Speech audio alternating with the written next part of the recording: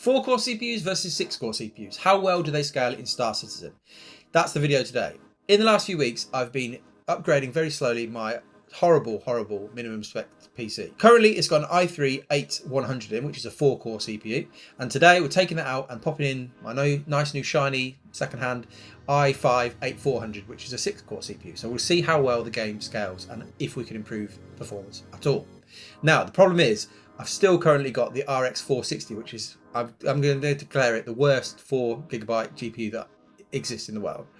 And that's still in there. And I'm waiting for the 1050 Ti to come to see what happens, but that's not here yet. So, alongside all of these results, I've also tested some 4-core and 6-core scaling with my 5900X. I've gone into the BIOS and I've chopped down the cores so that it mimics that. So that is with an RTX 3080, and I'm going to say this is a world exclusive for all of you out there. I don't think you've probably ever seen any results with a 3080 at 720p, but all the results that you're going to see here today with the 4060 and the 3080 are all with 720p resolution. So that's exciting. Let's get into the benchmarks and see how it goes. Quantum travel, graphically intensive, the 4060 is bottlenecking the i3 and the i5, but you can see with the 5900X the scaling that you get from 4 cores to 6 cores to then the full stock 5900X. Wally's bar, and again the 4060 is bottlenecking the Intel chips, but again you see the scaling for the 5900X. Everest Harbour gives us quite an interesting result. It looks as though the 4060 and the i3 have beaten out the 3080, and they technically have, but what's going on here really is that the 4060 is still bottlenecking the i3 and the i5, but for some reason the 5900X with 4 cores is being pegged heavily here, so interesting result. Lorville is one of my favourite places to test, and you can see a better sense here of how the i5 is scaling compared to the i3. A definite improvement here. I mean, 16.6 frames average is not anything good, but we can see that it is scaling. And again, you can see with the 5900X how it scales as you increase the cores and threads.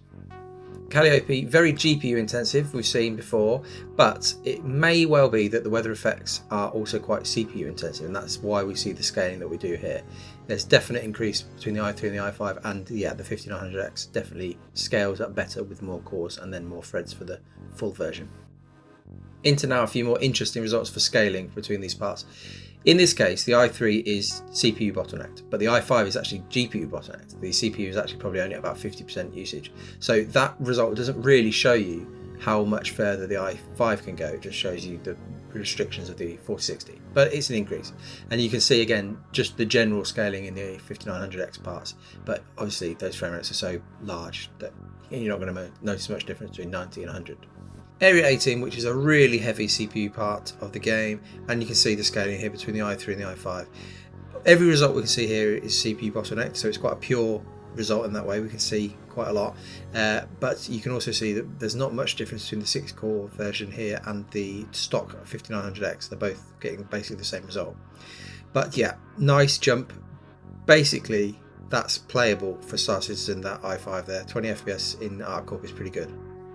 Into space, the final result, and again everything's CPU bottlenecked here, but we can see quite interesting results really. The 5900X 4-core version is lower and slower than the i5 here, which could be just down to the fact the i5's just got more cores, and it helps in this case, but the 5900X 4 cores are still a lot quicker. They're clocked, sometimes in these results they've been clocking as high as 5.2 compared to the kind of all-core boost that the i5 has of just 3.8. But it could just be that the server that was on was pushing it and doing something bizarre at that point. Obviously the 1% lows are higher still, but yeah, interesting. But the main thing we're looking at here really is the i5 is much quicker than the i3, so we can see a better sense of the scaling here, and then the other results are kind of mainly what we'd expect.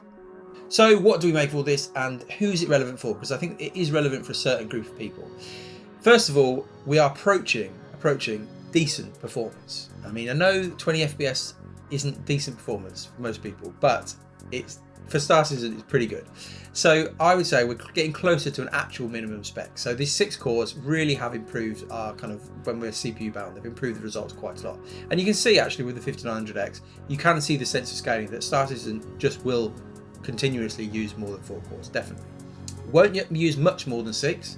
And actually, potentially, when you turn hyper-threading or SMT on, so you've got 6 cores, 12 threads, that's potentially the sweet spot, as we've looked at before in different videos. So you can check that out if you want. But we are close, and this is decent. And for £95, which is what this cost me, you can convert that into dollars and euros, it's not a bad upgrade for this system. So yes, we're getting close. Who's this really relevant for? It's probably the people who are on older i5, so with 4 cores.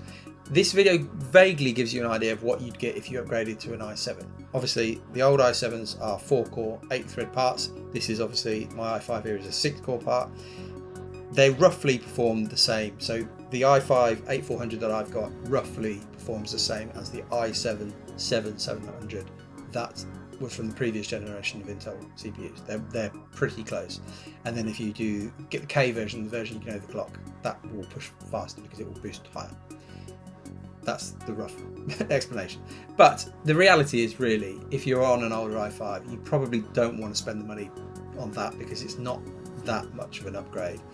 You're probably really looking at trying in the next few years to get yourself either one of the new motherboards and CPUs from Intel or AMD. That's probably where you want to end up. And obviously we're hoping that CIG are going to make big improvements to CPU performance this year. So hopefully we'll get there. So that's that.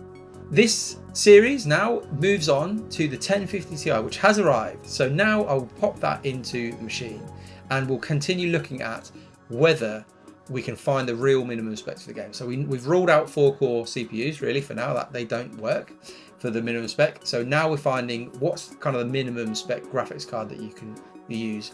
The 460 that I've been using, horrible. Is the 1050 Ti going to be any better? So if you're into this sort of stuff, looking at performance for Star Citizen, subscribe. You can like this video if you've enjoyed it, and come and follow me on Twitch, where when I get to 100,000 Twitch followers, I'm going to get a tattoo of Chris Roberts' face on my foot. See you soon.